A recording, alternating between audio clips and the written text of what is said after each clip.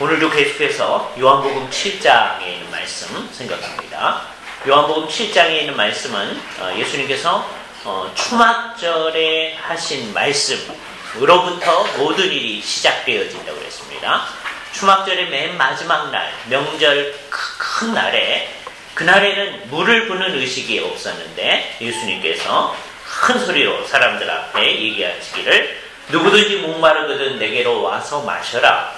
나를 믿는 자는 성경에 이른 것 같이 그 배에서 또는 그 자궁에서 생수의 강이 흘러나리라 라고 얘기했던 이 말씀, 이스라엘 백성들이 구약을 읽으면서 메시아가 오면 이렇게 성령을 충만히 우리에게 부어주시는 일이 있을 것이다 라고 하는 그 기대하고 부합하는 말씀이죠. 옛날에 자기네들이 광야에서, 물론 지금 이 백성들은 그 일을 옛날 일로만 기억합니다. 그러나 늘 출애굽기, 민수기, 신명기를 읽고 있는 이 백성들은 지금 그 사건으로부터 한 1400년 이상을 떨어져 있어도 출애굽할 때 이스라엘 백성들을 인도해 가시는 그 하나님, 거기서 만나를 먹이시고 그다음에 물을 먹이시고 하던 그 하나님을, 1400년 전에 함께 하셨던 그 하나님을 그냥 옛날 사건으로만 생각하지 아니하고 자기들이 그 속에 참여하고 있는 것으로 이제 생각하면서 그 이야기를 자기들의 이야기로 생각하면서 있는 이 사람들이죠. 그러면서 또 한편으로는 장차 정말 메시아가 오셔서 그 일을 이루어 주시기를 원하는 마음으로 딱 있는데, 예수님께서 오셔서 나를 믿는 자는 그 배에서 생수의 강이 흘러나리라 이렇게 요구하신다고 하는 것은 굉장한 요구입니다. 그렇죠? 그러니까 예수님의 요구는 한마디로 말하면 나를 믿어라. 그렇죠? 사람이 그냥 나를 믿어라 그런 얘기를 할 수 있죠. 내 말하는 걸 좀 믿어주라. 사람들이 잘 안 믿을 때 그렇게 말할 수 있겠지만 그 요구하고 다른 요구입니다. 그렇죠? 이 세상에서 나를 믿어라 그렇게 얘기할 수 있는 사람이 누구이겠습니까? 하나님이 그렇게 얘기하시죠. 근데 예수님께서 이 세상에 오셔서 당신님이 누구신지를 아주 분명히 얘기해 줍니다. 그죠? 나를 믿으면 그 배에서 생수의 강이 흘러난다. 그렇게 얘기할 수 있는 이분이 누구겠습니까? 그죠? 그런데 이 얘기를 듣고서는 사람들의 생각이 여럿입니다. 40절에 보니까 이 말씀을 들은 무리 중에 혹은 이가 참으로 그 선지자라. 그 선지자라고 하는 것은 요한복음 하면서 늘 얘기했지만 신명기 18장에 보면 모세한테 내가 너와 같은 선지자 하나를 일으킬 것이다 라고 얘기하신 것에서 온 말입니다. 그래서 기대하고 있는 것이죠. 모세가 선지자의 전형이었더라면 주님께서 신명기 18장에서 약속해 주신 그 선지자가 올 것을 기대하고 있었는데 이분이 바로 그 선지자구나 그렇게 얘기하는 사람이 있었습니다. 또는 더 나아가서 혹은 그리스도다, 이분이 메시아다 이렇게 얘기하는 거예요. 여기서 이제 그 당시 예수님 당시의 사람들의 생각이라고 하는 것을 이제 봐야 됩니다. 지금 우리가 가지고 있는 생각하고 아직 정제되지 않은 생각이 이들에게 있어요. 이것을 우리가 알 수 있는 좋은 예가 어디서 찾아볼 수 있느냐 하면요, 예수님 당시에 이 예루살렘에서 행해지고 있는 그 제사라고 하는 것, 그 대제사장이라고 하는 사람들이 사실은 사두개인들이고 그 사람들이 로마하고 협력 관계를 가지고 있는 사람들이기 때문에 이게 가짜다 이렇게 생각하면서 이렇게 물러나간 사람들이 있습니다. 광야에 살고 있는 사람들이 있어요. 그 사람들이 소위 쿰란 공동체를 이루고 있는 사람들인데, 이 사람들이 자기네들끼리 써놓은 글들이 있어요. 그래서 이게 이제 성경에 있는 얘기는 아니니까 우리가 믿을 수는 없는데 그 당시 사람들이 어떻게 생각하고 있는가 하는 걸 알 수 있는 거죠.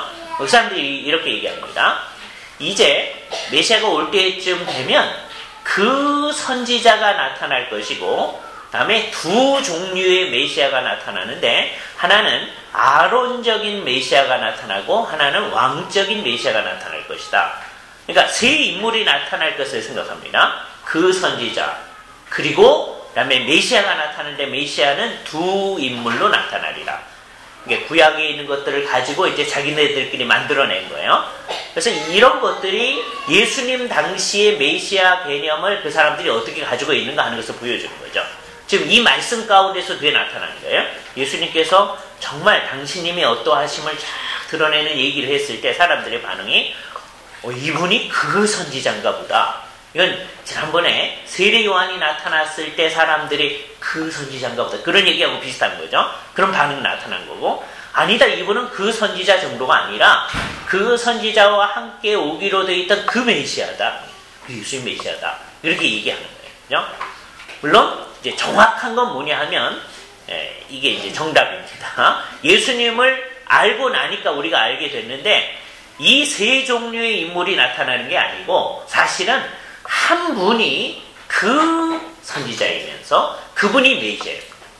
그러니까 왕적인 메시아와 제사장적 메시아가 떨어져 있는 게 아니라 그게 한 인물로 되어져 있는 거예요. 구약에 그런 시사가 있어요. 다윗의 계통으로부터 온다. 또 그리고 그 아론적인 제사장이다. 근데 한 분이 제사장이면서 동시에 왕이신 분으로 우리에게 오신 것이죠. 예수님을 통하여서 우리는 이렇게 방황하지 아니하고 풍랑 공동체 사람들처럼 이렇게 헷갈리지 아니하고 또 예수님 당시 유대인들도 그런 이제 생각을 이렇게 산발적으로 가지고 있으니까 반응들이 이렇게 나타나는 거 아니에요?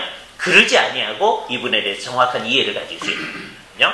이게 이제 우리가 예수님을 통해서 알게 되어지는 구약에 나타나는 예언과 예수님이 성취하신 것 사이의 관계성인 것이죠. 예수님은 정말 그 선지자였고 메시아로 우리에게 오셨습니다. 그러니까 여기 예수님에 대해서 이분이 그 선지자다. 그렇게 얘기했던 분들이 정답을 향해 가고 있는 거죠.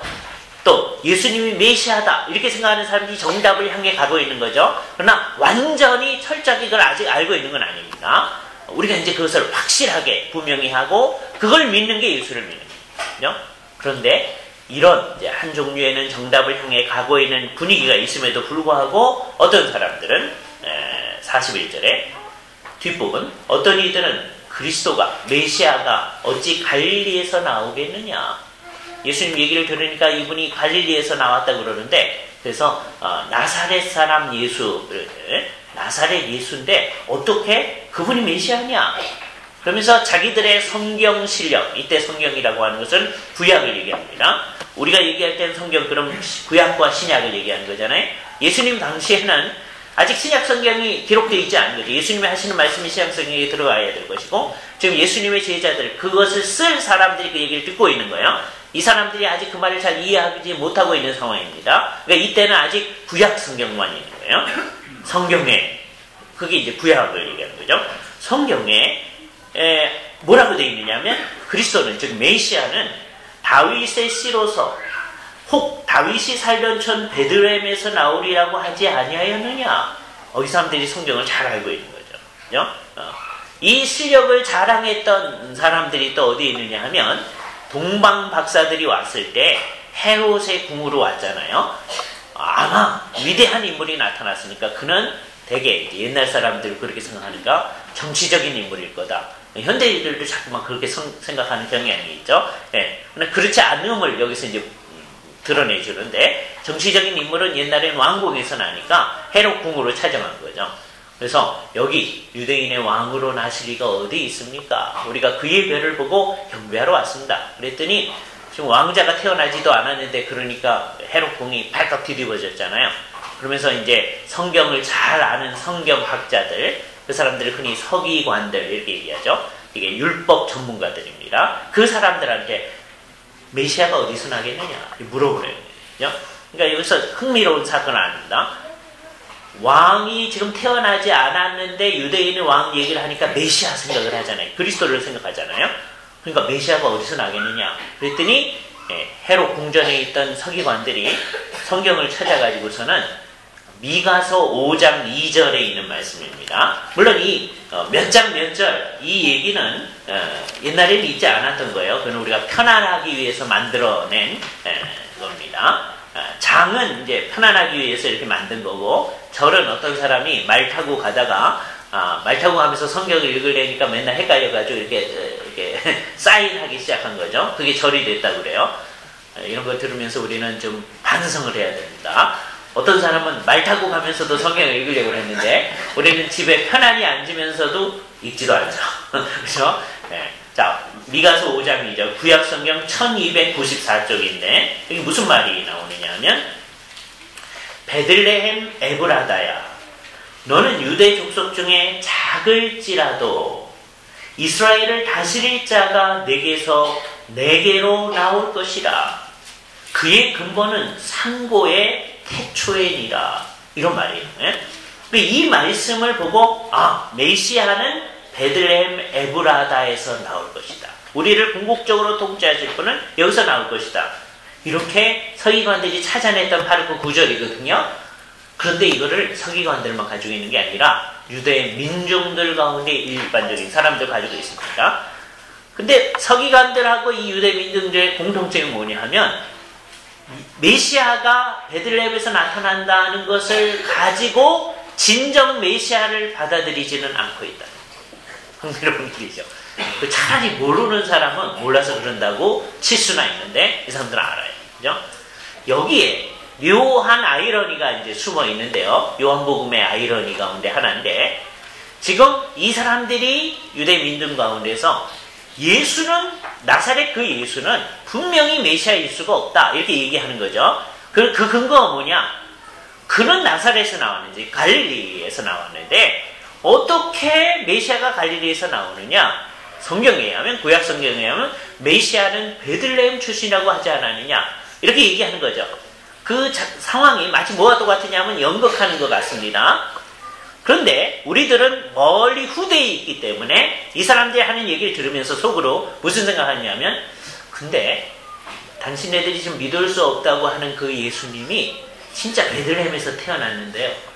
이 사람들은 그거 모르는 거죠. 그러나 우리는 그걸 알잖아요. 그렇죠? 이게 요한도 그걸 알면서 그걸 쓰고 있는 거죠. 사람들로 하여금 그것을 짐작하게끔 하는 거예요. 이 사람들의 논변이 틀렸다고 하는 것을 얘기해 주는 겁니다. 근데 어떤 식으로 얘기를 해주느냐? 너희들 틀렸어. 이렇게 얘기해 주는 게 아니라 그냥 얘기를 듣다 보면 속으로 저 사람들 틀렸네. 저 사람들이 얘기하는 그 얘기, 즉 메시아는 곧 베들레헴에서 난다고 하는 얘기가 구현된 인물이 여기 있네. 근데 그 사람을 앞에 놓고 이 사람들이 저 사람은 메시아일 수 없다라고 말하는 거예요. 그 사람들이 끌어내는 그 논리라고 하는 게 오히려 그 상황에서는 그러니까 예수는 암만 놀라운 얘기를 하고 암만 이적을 베풀어도 메시아일 수는 없어라고 사람들은 얘기하지만 사실 그분이 메시아이심을 우리에게 얘기해 주는 것이죠. 그래서 이런 것을 흥미있게 살핀 나중에 이제 학자들이 이런 것을 지난번에도 우리 그런 얘기를 했는데 요한적인 아이러니라고 얘기했습니다. 그죠? 이 아이러니란 말은 우리말로 반어라고 번역을 하긴 하는데요. 그게 잘 안 놔닿아요. 그래서 아이러니라고 하는 게 훨씬 이제 알아들을만 합니다. 그죠? 요한적인 반어법, 뭐 이런 거예요. 예. 이게 이 사람들 못 믿겠다 그러는데 그 말 자체가 예수를 증거하는 말이 됩니다.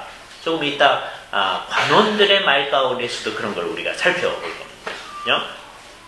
그래서 결국 어떻게 되느냐? 43절. 예수를 인하여 무리 가운데 쟁론이 되니, 이 쟁론이라고 번역된 말은 너무 소박하게 번역한 건데요. 무리들 가운데 나뉘어졌다. 사람들이 나뉘어졌다. 이 일은 이때만 그런 게 아니라 예수님이 다시 오실 때까지 계속 있어지는 현상이에요. 예수로 인하여 사람들이 나뉘어지게 됩니다. 왜 그러냐? 결국은 두 종류의 사람이 있게 되기 때문에 예수님을 믿는 사람하고 예수님을 믿지 아니하는 사람, 이 두 종류의 사람이 있게 되기 때문에 이거는 불가피한 일입니다. 물론 우리들은 이 세상에 있는 모든 사람들이 다 예수님을 믿기를 바랍니다. 예수님도 그걸 원하시는 거죠. 여러분, 이 일에 대해서 사람들이 예수님을 안 믿는 거에 대해서 제일 답답할 사람이 누구시겠어요? 예수님 자신이죠. 그렇잖아요? 이 세상에 왔는데 사실 그 당시에요, 아무도 안 믿었어요. 예수님의 제자들도 이게 믿는 것 같으면서도 안 믿고요. 아무도 안 믿는 거예요. 지금에 와서 믿는 사람이 당연히 많아졌어요. 그렇죠? 그럼 우리가 진짜로 믿는지를 생각해야 됩니다. 그러니까 그러니까 예수님은 정말 모든 사람이 믿기를 바랍니다. 우리도 믿기를 바랍니다. 근데 역사가 끝날 때 보면 늘 이 둘로 나뉘어지는데 믿는 사람과 안 믿는 사람을 나뉘어집니다. 역사 안에서도 그럽니다. 물론 역사 안에서의 나뉘어짐은 안 믿는 사람들이 죽기 전까지는 언제나 기회가 있습니다. 그죠? 물론 그것을 너무 믿고 내가 죽을 때 결단하리라 그러면 안 됩니다. 첫 번째, 사람이 언제 죽을지 모르기 때문입니다. 그죠? 그리고 이 일은 그렇게 느릴 만한, 이렇게 미룰 만한 문제가 아니다. 이건 정말 급박한 문제다. 사람들은 이걸 모르기 때문에 자꾸 나중으로 미루려고 합니다. 그죠? 우리가 결국 이 세상 속에 살면서 우리가 하는 일을 요약하면 결국 어떤 거냐면 사람들이 어떻게 예수 그리스도를 정말 믿어 나아갈 수 있게 하겠느냐 하는 일을 이제 우리가 결국 하게 될 것인데 그 일에 관심을 가지고 신경을 쓰고 모든 삶을 그것을 중심으로 해서 다 이렇게 조직을 해 나가야 되는 거죠. 그러나 사람들이 자꾸 그렇지 않으려고 하는 경향들이 자꾸 많아집니다. 여러분이 이 세상을 살면서 내가 제대로 사느냐 안 사느냐를 평가할 수 있는 여러 가지 이제 시금석이 있는데요. 그 중에 하나가 뭐냐면 나로 인하여서 예수 그리스도를 믿는 일이 더 증진되어지느냐 아니면 나로 인하여 예수 그리스도를 믿는 일에 방해가 더 많아지느냐 이걸 가지고 자기의 삶을 평가해 보는 것이 굉장히 좋은 시금석의 하나입니다. 우리가 엉터리로 살면 어떻게 되겠어요? 이 세상이 뭐라 그럽니까? 교회가 엉터리다. 그럴 거 아니겠어요? 그럼 그 말은 뭐예요? 예수를 안 믿게 만드는 거예요. 그렇죠? 나로 인하여서 예수를 믿게 만드는 거냐. 적극적으로 나아가서 사람들 어떻게 하냐. 그것도 중요하지만 사람들이 이 일에 대해서 어떤 평가를 하게끔 하는 상황을 만들어내느냐 하는 건 매우 중요한 거예요. 내가 하나님 앞에서 어떻게 살고 있는지를 살펴볼 수 있는 거죠. 자, 이런 정황이 전개되어지고 있습니다. 예수님 때문에 사람들이 나뉘어집니다. 이게 역사 가운데 있는 현상에 계속해서 있는 현상입니다. 예. 그러니까 우리들 가운데서도 예수를 믿는 사람, 안 믿는 사람 이렇게 나뉘어질 거예요. 그건 불가피한 현실입니다. 그죠? 자, 그때 예수를 진짜로 믿는 사람이 해야 할 일이 뭐냐? 첫 번째, 자기가 진짜로 믿어야죠. 가짜로 믿으면 안 되고, 그렇잖아요? 믿는다고 그랬는데 나중에 알고 보니까 그 사람도 안 믿는 사람이었더라. 나중에 이제 8장 쭉 가다 보면 그거 우리가 볼 수 있어요. 예수를 믿은 유대인들 가운데 예수를 이렇게 얘기하고 하니까 믿었다고 그러는 사람들이 나중에 보니까 안 믿은 사람으로 나타나요. 그러니까 이거는 세월을 두고 봐야 됩니다. 어떤 사람이 믿는지 안 믿는지. 그죠? 요나단 에드워즈가 이제 목사님으로서 이제 설교를 합니다. 우리 하나님께서 성령님의 놀라운 능력을 부어주셔가지고 사람들이 굉장히 변한 것 같이 느낌을 가지네요. 그랬는데 그래서 이 사람 자신도 굉장히 놀랐었습니다. 아, 하나님께서 은혜를 주시는구나. 근데 한 10년쯤 지났더니 사람들이 믿는 것 같지가 않은 거예요. 예? 그래서 이 사람이 자기 생각을 고친 겁니다. 그래서 이분이 쓴 책이 하나가 있는데 일종의 보고서예요. 예, 우리말로 신앙과 정서라고 이제 번역이 되어 있습니다. 여러분들 한번 읽어보시면 돼요. 그게 제일 중요한 부분은 뭐냐면 어떤 사람이 은혜를 받았다고 하는 거를 진짜로 믿을 수 있는지 없는지를 알아볼 수 있는 시금석들을 찾아내는 거예요. 은혜를 받았다고 그러는데 나중에 그러니까 세월을 두고 보니까 이게 아니더라. 이게 너무 많이 나타나니까 그게 진짜인가? 이게 성령님의 역사라고 하는데 이게 진짜인가 아닌가? 그것의 하나는 뭐냐면 세월을 두고 보는 거예요. 세월을 두고 봐서 이 사람이 정말 주님이 가르치는 방향으로 삶이 가느냐 아니면 전혀 안 그러느냐 그걸 보는 거예요. 그렇죠? 그러니까 헷갈리기 쉬운 거는 뭐냐 하면요. 어떤 종교적 의식을 행하는 거 일단은 그것이 시금석처럼 보입니다. 예를 들어서 우리 이 상황을 가지고 얘기한다면 주일날이면 늘 예배를 하더라. 예수 믿는 사람은 늘 예배를 하는 거죠. 안 믿는 사람은 예배를 안 하겠죠. 우선 겉으로는 그렇게 보입니다. 그렇잖아요. 예배를 하는데도 기도도 진심으로 하고 찬송도 하고 이렇게 하겠죠. 안 믿는 사람은 안 하겠죠. 그죠? 이게 아주 큰 시금석이에요. 그러나 이제 이때 착각하기 쉬운 게 한참 그렇게 하다 보면 예배하고 찬송하고 뭐 이런 거 하다 하면 예수를 진짜로 믿는 거다. 이렇게 생각하기가 쉽다는 거죠. 근데 그걸로 내가 예수 믿는다는 것을 드러내기가 어렵다는 거예요. 일단은 그게 펴입니다. 내가 예수를 믿는데 난 예배도 안 하고 찬송도 안 하고 나는 그냥 월요일서부터 주일까지 난 똑같이 사는 겁니다. 그러니까 나는 주일날도 뭐 예배당 갈 필요 없고요. 가고 싶으면 가고 안 가고 싶으면 안 가고 뭐 이럴 수 있습니다. 이렇게 말하면 믿는 거 아니죠. 그렇잖아요. 예배를 해야 되겠죠. 그러나 예배를 한다고 해서 내가 진짜로 예수를 믿는 거다. 그렇게 얘기될 수 있지 않다는 것을 우리는 2000년 동안 예수님을 믿어온 사람들의 그 삶의 역사를 통해서 알게 되거든요. 그래서 우리가 늘 스스로를 돌아봐야 됩니다. 예배하는 사람들로서 내가 정말 예배하는 사람의 한 가지 외적인 표현은 가지고 있다. 외적인 표현도 안 가지려고 하면 이거 심각한 거죠. 그런데 외적인 표현을 가지고 있다고 해서 내가 참 예수를 믿는 사람이라고 하는 것을 증명해낼 수 있는 건 아니라는 거죠. 이게 뭐냐? 세월이 지나면서 주님께서 우리 안에서 역사하셔서 우리를 자꾸 변화시켜 가시는 조금씩이라도 황소 걸음으로라도 주님께서 원하시는 방향으로 이끌어 나가시는 대로 내 순종해 나가는 게 있는가? 예? 한 10년 전에 있는 모습하고 지금 모습하고 비교했을 때 10년 전이 더 열심히 하더라. 그러면요, 이거 좀 이상한 겁니다. 근데 한국엔 그런 사람 되게 많아요. 이걸 어떻게 설명해야 되냐. 그죠? 예. 교회 공동체에 같이 생활한 지가 오래되면 오래될수록 더욱더 주님이 원하는 방향이 뭔가 하는 것을 더 알고 더 잘 나가야 돼요. 그게 주님 앞에 있다고 하는 증거입니다. 그죠? 내가 예수 그리스도를 믿는다라고 하는 걸 얘기하는 거죠. 그리고 이제 이 사람들이 진짜 예수를 믿는 사람임을 더 잘 드러내는 증거가 뭐냐면 여기 안 믿는 사람이 있잖아요. 그러면 이게 안 믿는 사람하고 믿는 사람의 큰 차이점이 뭐냐면 믿는 사람은요, 예수님의 그 말씀을 잘 기억하기 때문에 이 사람들은 사랑하되 끝까지 사랑하는 사람으로 나타나요. 이게 믿는 사람이죠. 대개 이 세상에서 분열이 일어나면요, 사람들이 미워하게 돼요. 그러니까 우리가 가짜로 예수를 믿게 되면 어떻게 되느냐면 우리가 어떤 사람들을 미워하게 돼요. 이건 기독교회가 오랫동안 가져왔던 죄악이었어요. 예를 들어서 뭐 여러 경험이 있는데 예를 들어서 우리 주변에 옛날에 이제 한참 이제 예수를 믿는 사람들이 일어나고 나니까 옆에 안 믿는 사람들이 있었어요.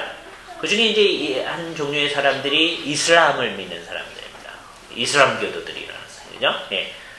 그래서요, 예수를 믿는 사람들이 굉장히 큰 지도자들을 비롯해서 이슬람 교도들을 막 미워한 적이 있었습니다. 루터의 글에 보면 이슬람 교도들을 막 저주하는 말들이 많이 나와요. 예? 그게 왜 그랬느냐? 이슬람 교도들이 막 예수 믿는 사람들 죽이고 회당 없애고 뭐 이런 일이 있었기 때문이죠. 그러나 여기서 이제 우리가 진짜임을 드러내려면 어떻게 해야 되느냐 하면 예수님처럼 우리가 어려움을 당하더라도 끝까지 사랑하는 모습을 보여야 진짜 예수님입니다. 이게 타락한 인간성이 안 맞죠. 타락한 인간성에 하면 누가 나한테 잘해주면 나도 잘해주는 거고 잘못하면 나도 화를 내야 되는 거예요.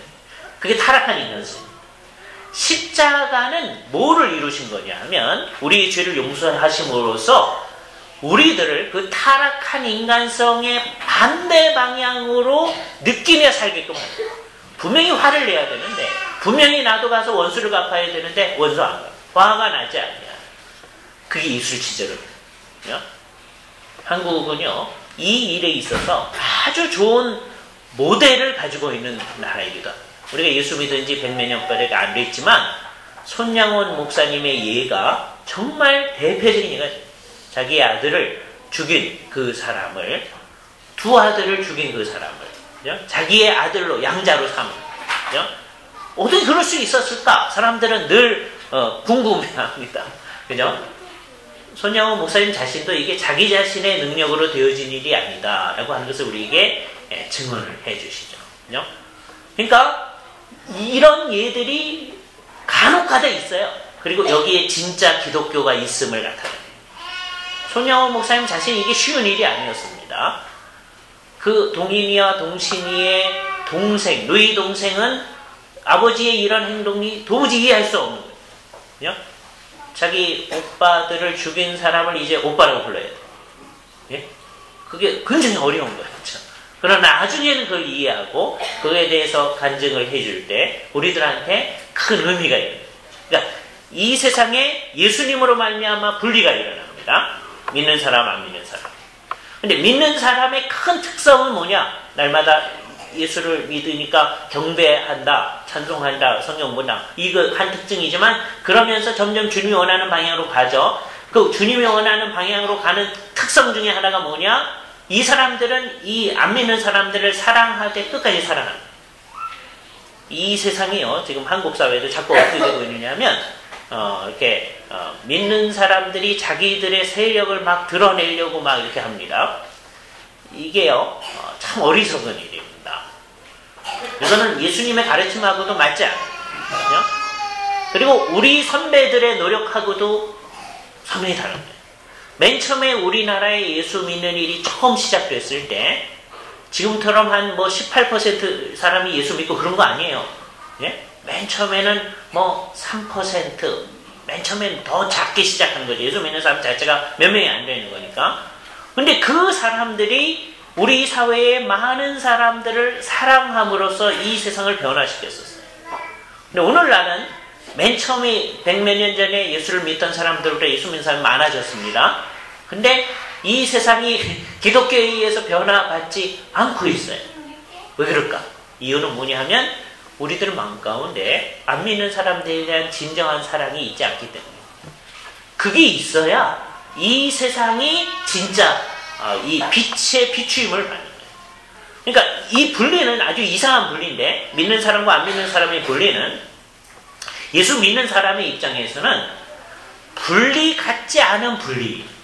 이 분리는 분명히 끝까지 있는 분리입니다. 그래, 안 믿어도 다 괜찮아.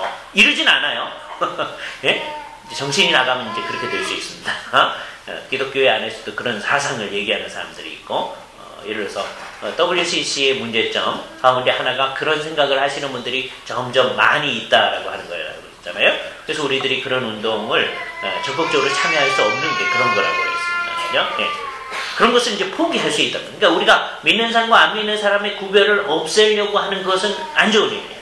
그러나 우리가 사는 모습을 볼 때는 우리들이 정말로 믿는 사람을 사랑하고 안 믿는 사람도 사랑하고, 근데 안 믿는 사람은 더 사랑하는 모습이 나타나서 남들이 볼 때는 구별이 없는 듯이 보이는 구별. 예? 그러니까 예수 믿는 사람들이 이런 태도를 나타내 보이면 이 세상이 이게 가짜다라는 것을 금방 아는 거예요. 예수 믿는 사람들끼리, 우리들끼리, 우리가 남이가 그러면서 있고 남들하고는 완전히 거부감을 가지고 그런 식으로 뭘 하게 되면요, 이 세상이 기독교의 증거를 하나도 안 받는 거예요. 그럴 수밖에 없는 것이 그게 진정 기독교 운동이 아니기 때문에. 그러니까 우리끼리 모여가지고 뭐 하려고 하는 그런 의식, 그건 정말 이상해요. 네? 이게 연약한 모습입니다.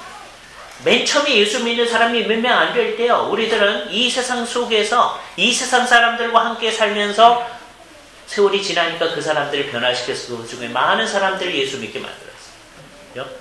근데 지금은 그렇게 못하고 있는 게 이상한 일입니다. 이 세상 역사 전체는 예수로 말미암아 이렇게 분리가 일어나요. 이 분리가 일어난 또 하나의 증거가 나타나는데 어떤 거냐? 지금 예수를 잡으라고 성전 수비대를 보냈었거든요. 45절을 보면 하석들이 대제사장들과 바리새인들에게 오니 왜 보냈느냐 하면 예수를 잡으라고 보낸 거예요. 그죠? 예.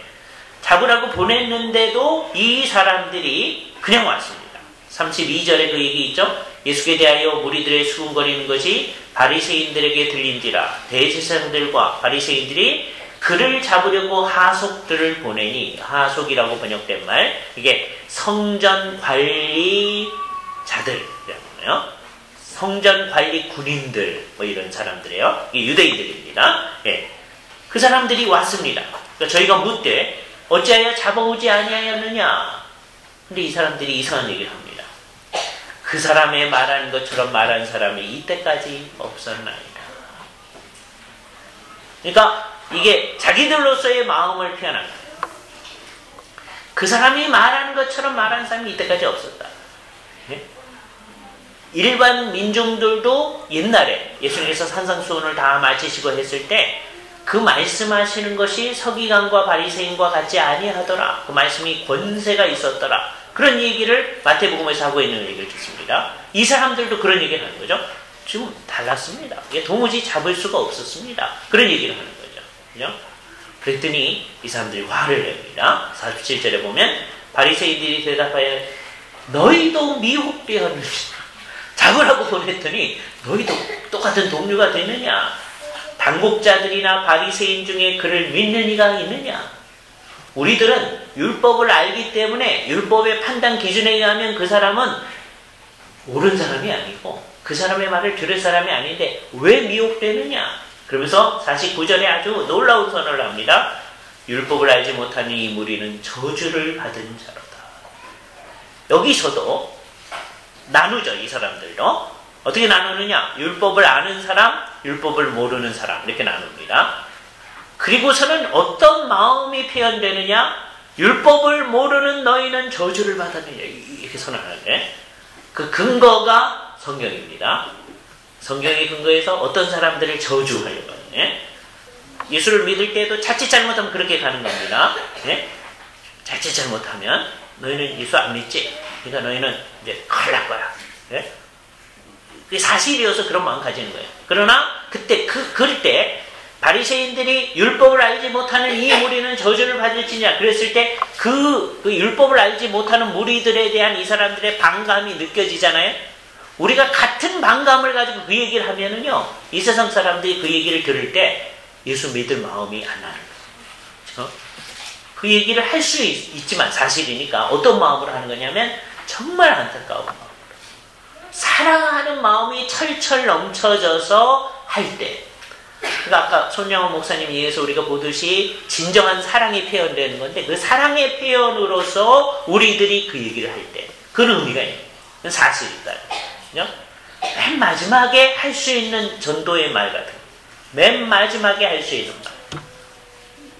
무슨 수를 써서 다 했는데도 안 될 때 정말 안타까워하면서 우리 끝까지 주님을 믿지 않으면 우리가 영원히 같이 살 수가 없다. 근데 그 사실 앞에서 우리가 어떡할 거냐. 맨 마지막에 할 수 있는 말. 처음부터 그 말 가지고서 얘기하면은요, 사람들의 마음이 단단히 굳어져서 들을 마음이 생기지 않는 거죠. 그죠? 그러나 이 얘기를 맨 마지막에 한다고 하는 게 이제 중요하기 때문에 아예 끝까지 그 말 하지 말자. 그러는 사람들이 나와요. 그죠? 지옥을 없애버리는 사람들이 나옵니다. 예? 지옥을 나중에 없애버리면 어떻게 될까요? 지옥이 없어지면 안 믿는 사람한테는 전혀 영향이 없습니다. 왜냐하면 그 사람들은 워낙 지옥을 안 믿었거든요. 근데 우리들 가운데 지옥이 없다. 그럼 어떻게 될까요? 아마 다음 주일서부터 이제 출석하는 사람이 점점 줄어들 겁니다. 예? 물론 이제 우리들은 이게 오는 게 이제 이렇게 버릇이 돼 있기 때문에 그래도 올 거예요. 안 오면 이제 허전하고 그래서. 그러나 이게 늘 이렇게 되리라 이렇게 보장이 없어요. 점점 지옥이 없어지면요, 믿는다고 하는 사람들 사이에서 문제가 생겨집니다. 이 말 또 오해하면 안 돼요. 아, 그러니까 우리가 열심히 신앙생활하기 위해서 지옥을 만들었군요. 이런 거 아닙니다. 네? 이건 객관적으로 사실인 거예요. 그죠? 그래서 얘기는 해야 됩니다. 맨 마지막에. 그러나 이 사람들이 얘기하는 것처럼 이런 태도, 막 미워하는 태도, 네? 이 사람들의 태도가 느껴지잖아요. 그 사람들, 율법을 알지 못하는 이 무리들, 우리는 그들과 다르다. 이런 게 있는 거예요. 그래서 이제 이 말에 대해서 일반적으로 이들이 쓰던 말이 있는데 그게 뭐냐면 땅의 백성들이라는 거예요. 암하아레츠. 그죠? 암이라고 하는 게 백성이에요. 아레츠가 땅이거든요. 하는 정관사입니다. 그래서 이 땅의 백성들이라는 거예요. 이 말이 무슨 뜻이냐면 이스라엘 백성들 가운데 바벨론 점령에 왔을 때요, 이스라엘 사람들 가운데 정말 뛰어난 사람들은 이렇게 뽑아가지고요, 바벨론 지역으로 이렇게 데리고 갔었습니다. 그래서 이 땅에는 아주 하층민들 같은 사람들이 있었어요. 그리고 다른 지역에 있는 사람들을 이쪽에 데리고 와서 살게 했어요. 그러다 보니까 여기 이제 사람들이 율법에 따라서 잘 살지 아니하고 혹은 혼혈도 일어나고 뭐 이러는 게 되는 거죠. 나중에 이 사람들이 이제 돌아와 가지고서는 율법을 중심으로 이스라엘을 새롭게 하려고 할 때 세월이 지나면서 어떤 생각이 있냐면 이 땅의 백성들은 하나님의 율법에 관심이 별로 없구나. 이게 큰일 나겠다. 이 땅의 백성들을 땅의 백성답지 않게 만들려는 정치를 쓴 거예요. 그러면서 마음속으로 생각하기에는 이 땅의 백성들은 저주를 만드는 사람들이다. 이런 이제 생각이 발전한 거예요. 이게 무시무시한 얘기입니다. 그렇죠? 우리 마음속에 여기서도 분리가 분명히 있잖아요. 그런데 그 분리가 마음속에 분노, 싫어함, 이런 거, 적대감 그런 것으로 있을 때 그거는 정말 하나님의 백성다움이 아니다 라고 하는 것을 우리 알게 되거든요. 그때 이 사람들이 뭐라고 얘기하느냐 하면 당국자들이나 바리새인 중에 믿는 이가 있느냐 그렇게 나왔잖아요. 근데 여기 아이러니컬하게 그 상황에서 바리새인 중에 한 사람이 이 회의 중에서 얘기를 합니다. 그게 누구냐면 니고데모. 니고데모는 지난번에 왔던 사람이지 예수님께. 그러면서 얘기하기를 우리 율법은 사람의 말을 듣고 그 행한 것을 알기 전에 판결하느냐. 아직 판결이 안 났으니까 그 사람의 말을 듣고 모든 걸 심리한 다음에 해야 된다라고 소위 법의 절차적인 타당성을 가지고 우리가 논의하자 이런 접근을 하는 거예요. 이런 얘기죠. 그렇잖아요. 이런 상황 가운데서 기독교를 옹호하려고 할 때 사람들이 나아갈 수 있는 길은 이 길입니다. 이게 굉장히 좋은 전략이에요. 그러나 이런 좋은 전략도 한 번 마음 먹은 사람들한테는 통하지 않습니다. 그래서 이 사람들이 뭐라 그래? 너희도 갈릴리에서 너도 갈릴리에서 왔느냐? 아까 하속들한테 뭐라 그랬었습니까? 너희도 미혹되었느냐 그랬잖아요. 이 사람이 완전히 옹호하는 건 아니에요. 객관적으로 얘기를 하는 겁니다. 니고데모가. 그래도 방향이 이게 성향이 어떤 거냐면 요즘 우리나라 사람들은 비슷한 건데요. 우리 편 아니면 다 나쁜 편이에요. 전부 다 이게 망하자는 얘기죠. 이런 마음이 없어져야 되는 겁니다. 우리 편 이 사람이 얘기하는 거는 우리 편 얘기가 아니야. 그러니까 너도 갈릴리에서 왔느냐? 그러면서 상고하여 봐라. 이 상고하여 보라는 것은 잘 생각해 봐라. 예? 또는 성경을 찾아봐라 그런 거예요. 예? 이 반성경적인 사람들이 성경 찾아보라 그럽니다. 그러면서 하는 말이 보라 갈릴리에서 선지자가 나지 못하느니라. 근데 이 말이요 잘 들여다보면 몇 가지 점에서 거짓말입니다. 갈릴리에서 선지자가 많이 나타났어요. 대표적인 사람이 요나 같은 사람입니다. 그렇죠? 그 외에도 선지자가 나온 예가 있어요. 그죠? 그리고 예수님은 갈릴리 출신도 아니고, 그죠? 예, 베들레헴에서 나타납니다. 그러니까 앞에 민중들의 얘기하고 이 고위 관리들의 얘기를 종합해 보면 이 사람들은 예수님을 잘 이해하고 있지 못하다. 그죠? 이 얘기 속에서 무엇이 드러나느냐 하면 아까 그 하속들이 와서 하는 말, 이 사람처럼 말하는 사람을 우리가 들어보지 못했습니다. 믿습니다. 그런 얘기 아니에요. 근데 그 얘기는 객관적인 사실을 진술한 거죠. 그러나 이 사건이 있은 지 2000년 뒤의 상황을 봤을 때 누구든지 이 말에 거의 동의를 합니다. 예수님과 같이 말하는 분은 이 세상에 있지 않았다. 그죠? 그래서 이 사실 앞에서 우리가 분명히 결단을 해야 합니다. 그죠? 이분은요, 그냥 그분 얘기가 괜찮아. 이렇게 생각하면 예수를 믿는 게 아닙니다. 그분이 메시아면, 그분이 하나님이시면 내 존재 전체를 그분한테 맡기고 그분이 살라고 하는 방식대로 살아가야 됩니다. 내 생각을 그분이 생각하는 대로 고쳐나가야 되는 거예요. 내 감정을 고쳐가야 되는 거예요. 내 생활 방식을 고쳐가야 됩니다. 이 귀찮은 일이에요. 사람들이 그래서 안 합니다. 그죠? 예수를 믿는다고 하는 일은 그 일 하기를 시작하는 거예요. 내가 한번 고쳤습니다. 그리고 끝나는 게 아니라 계속 고쳐나가는 거예요. 그러니까 상당히 많은 사람이 어떻게 하냐면 하나님께서 은혜 주시면 처음에 이제 믿습니다. 그래요. 그리고서는 계속 고쳐가는 일을 안 합니다. 그러면 어떻게 되느냐? 우리가 다른 사람들이 예수 믿는 것을 방해하는 사람으로 딱 이 세상에 있어요. 우리들이 이 세상에 사는 모습을 바라보면서 저 사람들 때문에 나 예수 못 믿겠다. 그 핑계예요. 사실은 사실이 아닙니다. 그러나 다 핑계인데 그 핑계거리를 우리가 마련해 주는 사람이 돼요. 다른 사람들이 예수 믿는 일에 걸림돌 되는 일을 우리가 마련하지 않아야 돼요. 근데 그게 굉장히 어려운 일입니다. 어떻게 살아야만 이게 제대로 되는 거예요? 내가 예수를 진짜로 믿어야만 이게 가능해요. 난 예수님이 없이는 도무지 살아갈 수가 없다.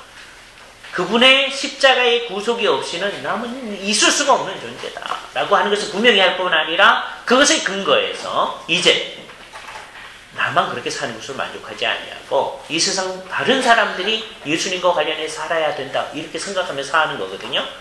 그러니까 이게 일종의 전쟁이 일어나는 거예요. 예수님으로 말미암아 분리가 일어납니다. 그리고 예수님으로 말미암아 이쪽 사람들, 예수를 진짜로 믿는 사람들은 그래 우리가 달러 그리고 끝나는 게 아니고 이 사람들의 목표는 뭐냐면 안 믿는 사람들을 다 데려다가 믿게 만드는 네? 그렇게 하는 유일한 방법은 뭐예요? 끝까지 살아가는 거죠. 최초의 순교자들은 그것을 잘 실천하는 사람들이었어요. 순교당하면서 예수 믿는 것 때문에 죽으면서 처음 옛날에 팔레스타인이나 로마에서 죽었던 사람들뿐만 아니라 한국에서 처음 죽었던 사람들도요. 죽으면서 네가 나를 왜 죽이냐 저주하면 그렇게 죽지 않고 끝까지 그 사람들을 사랑하는 그 사람들을 위하여 기도하는 모습을 보일 때 이게 이상한 일이다 라고 생각하면서 사람들이 예수 믿는 도리를 생각하게 됩니다. 우리가 그렇게 살아야 우리 예수를 믿는 거예요. 우리 모두가 다 순교자가 되는 건 아니죠. 그러나 순교자나 이 세상에 사는 사람이랑 같은 태도로 이 세상에 예수님으로 말미암아 이 세상에는 분리가 있습니다. 그건 역사적 현실입니다. 우리는 예수를 믿는 사람 편에 서 있습니다. 그죠? 그리고 우리는 이것을 우리의 주님을 믿어나가는 삶과 사랑하는 삶으로 드러냅니다. 우리가 지금 이렇게 예배하고 있으니까 우리는 예수를 믿는다는 걸 드러내는 거죠. 온 세상 앞에. 그런데 우리의 구체적인 삶에 있어서는 우리가 투쟁하고 싸우고 우리의 유익을 위해서만 살면 이 세상 사람들 앞에 예수 믿는다는 게 쓸데없는 거다라고 하는 것을 선언하는 거예요. 예수 믿어야 다 쓸데없는 거다. 이렇게 선언하는 거예요. 그래서 사람들은 말로 전하는 메시지보다 말로 안전해지는 그것을 더 영향을 받습니다. 우리들 가운데 교육학하고 관련되어 있는 사람들이 많은데요. 교육학 하던 사람들이 듣는 얘기 가운데 소위 히든 커리큘럼이라고 하는 게 있어요. 숨겨진 교육 과정. 그리고 그게 더 효과적이다라는 얘기를 모든 교육학자들이 얘기해요. 이게 똑같은 일이에요. 우리가 주일을 다니면 여기 모여서 뭐 한다. 이게 영향력이 더 큰 게 아니라 공표되지 않은 우리의 구체적인 삶 속에서 우리가 어떤 식으로 살아가느냐 하는 것이 이 세상에 더 큰 영향력을 미쳐요. 우리가 이걸 생각할 때 이 세상 속에서 우리가 정말 예수를 믿는 사람으로 사는 것이 어떤 것인지를 분명히 보면서 우리가 그런 삶을 실현해 갈 수 있기를 원합니다. 같이 기도하시죠. 거룩하신 주님 감사합니다. 오늘도 주님의 말씀 앞에 우리가 서서 주님을 믿기 때문에 예수를 믿지 아니하는 사람하고 이 분리가 일어나는 현상, 이 역사적 현상을 우리가 봅니다. 이 분리는 우리의 편에서는 분리 같지 않는 분리로 이 세상에 나타나야 된다고 하는 것을 우리는 오늘 또 새롭게 생각하게 되옵니다. 우리로서는 모든 사람을 사랑하되 예수님께서 끝까지 사랑하셨던 것처럼 그 사랑을 이 세상 가운데 구현할 수 있게 하여 주시옵소서. 주님 이 일을 위하여 우리에게 지혜와 능력이 필요하옵나이다. 주께서 가르치시는 대로 살아갈 수 있게끔 한 주간 동안도 그런 삶을 살 수 있게끔 우리에게 필요한 지혜와 능력을 더하여 주시옵소서. 우리 주 예수 그리스도의 이름으로 기도하옵나이다. 아멘.